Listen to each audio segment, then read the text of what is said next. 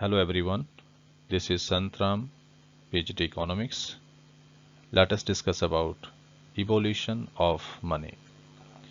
जैसा आप जानते ही होंगे, एक ऐसा समय था जब मुद्रा का कोई अस्तित्व नहीं था। बार्टर सिस्टम ऑफ एक्सचेंज इस्तेमाल किया जाता था लेन देन के लिए। वस्तुओं के बदले में वस्तुओं और सेवाओं का लेन देन हुआ करता था। लेकिन जैसे जैसे मानव सभ्यता का विकास होता गया तो आवश्यकताएं बढ़ती चली गई, वॉल्यूम ऑफ ट्रेड बढ़ता चला गया। ऐसे में किसी ऐसी कमोडिटी की आवश्यकता थी जो कॉमनली एक्सेप्टेड हो एक्सचेंज के लिए। वहाँ से मुद्रा की शुरुआत हुई। शुरू में कई तरह के मेटल कॉइन्स बने, जैसे कि ब्रॉन्ज कॉइन, सिल्वर कॉइन और गोल्ड कॉइन। लेकिन समय के साथ साथ इनकी काफ़ी कमी होती चली गई। उसके बाद एलॉय मेटल कॉइन्स बने हैं जिनको हम आज भी इस्तेमाल करते हैं।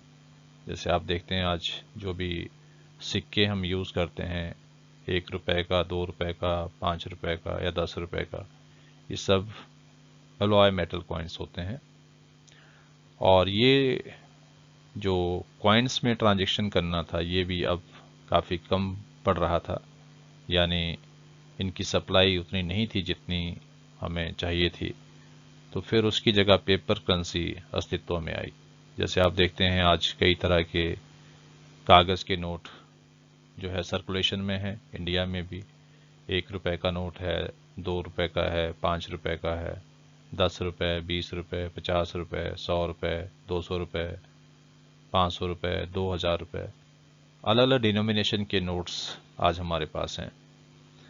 तो इस तरह से जो मुद्रा है, पहले सिक्के बने, उसके बाद फिर जो पेपर करेंसी है वो अस्तित्व में आई।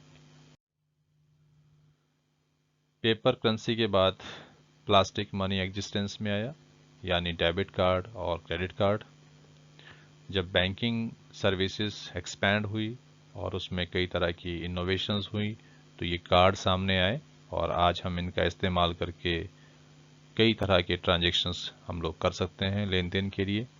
इसी तरह से इलेक्ट्रॉनिक मनी एक नया रूप है मनी का।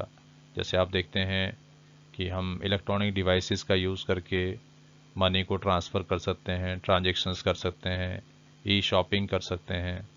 तो ये भी एक तरह का नया माध्यम है। और अभी लेटेस्ट जो करेंसी है वो है क्रिप्टो करेंसी। उसमें कई तरह के कॉइन्स हैं, जैसे कि बिटकॉइन है या डोज कॉइन है या इसके अलावा और भी कई तरह के कॉइन्स हैं। जो अभी लेटेस्ट जो फॉर्म है मनी का वो है क्रिप्टो करेंसी।